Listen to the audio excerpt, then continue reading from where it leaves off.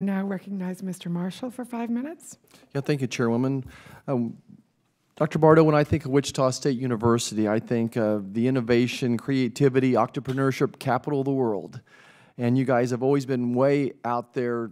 You've always been a great visionary. Can you just take a minute and share a little bit about your innovation campus and what that looks like, just so the other members could hear it? Sure. What we're attempting to do at Wichita State is actually create an innovation university. Excuse me. And when you do that, you have to start with something that people can recognize.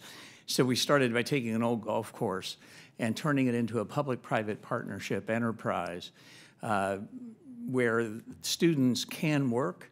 They can take 3 and 4 years of work in real businesses working on real projects. At the same time, they're studying general education, studying liberal arts, studying engineering, biology, whatever area they're in. We're making it a living learning environment because what we know about innovation is it isn't something that happens from 8 to 5. It could happen at 3 in the morning. It could happen over a beer.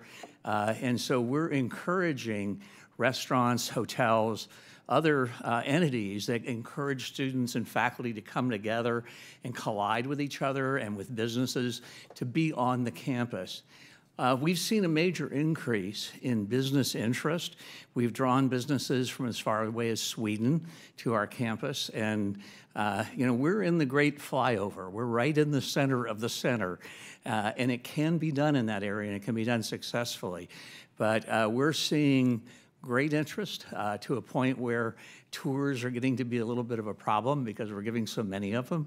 And we're seeing excitement both in the local community and in the broader technology industry around us.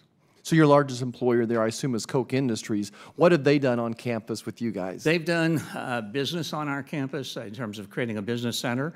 Annie Koch, who is Koch's daughter-in-law, now is creating an experimental school to see if we can take young children and get them engaged in STEM issues and in innovation early. So they're starting with preschool, actually, and they're building this school right on the campus, right near Airbus, right near our engineering building, and we're encouraging those students to be engaged with us from the time they're little children. We think that that's a way of getting them excited, getting them interested, and then over time, as we learn, we'll try to generalize this out into public education, but we'll also start encouraging students with disabilities, low-income students also to come in and be part of this experience so that it's a different way of looking at education as well. Let's talk about teach the teachers a little bit. One of my biggest concerns is that this needs to be introduced in grade school, much like we used to teach French in grade school. I know Emporia State back home is doing a great job with teaching the teachers. Are any of you have any experience with how we teaching the teachers? Dr. Sands? Yes, I'd like to maybe highlight one of the programs that's funded through the National Science Foundation. We run a cybersecurity center at Moraine Valley, and a big part of that cybersecurity center is a faculty development academy. And over the years, it's evolved. So first of all, it's a virtual academy. Most computer systems nowadays are accessed remotely. So this academy is actually accessed remotely. And we're able to train faculty from across the country at free or very low rate. Basically, especially in the area of cybersecurity, is that the target moves constantly and the content changes constantly. So faculty development is a critical part of running quality programs. So we've been able to train, over the 10 years that we've run the academy, we've trained over 6,000 faculty members from across the country, and that would include high school faculty, it would include community college, and we've even had university faculty be part of it. But centralizing those things and having national centers like the ATE centers enables, a better investment and able to reach a larger audience without having to have centers all over the place. Okay, I got time for one more question. Dr. Bardo, talk about is it Bardo? So paint the picture. What would that look like in the future? If you were king, paint that picture, what Congress, what it needs to be done to update it for us.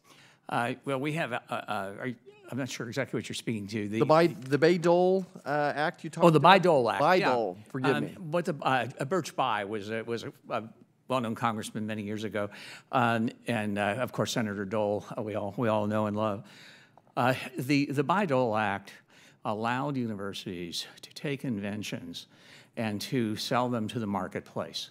Prior to that time, the federal government owned anything that the federal government participated in. This was a sea change for universities that we didn't recognize it. What the Bayh-Dole Act 2 would do, I mean, it obviously would have a different name, and it might be the Comstock-Marshall Act, but has a ring to it. Right, but this would do would be to focus on what does the next generation need to look like.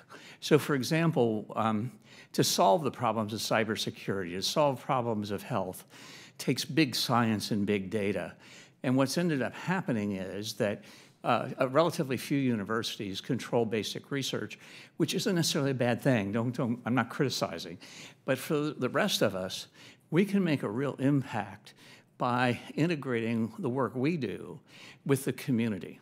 And so the Bayh-Dole Act 2 would really focus not on transferring intellectual property to business, but would focus on trying to create applied STEM work that would benefit faculty, benefit students, and benefit the economy of the area. And in my long testimony, I did make several suggestions of things that I felt might be something to be considered. Okay, thank you, and I yield back.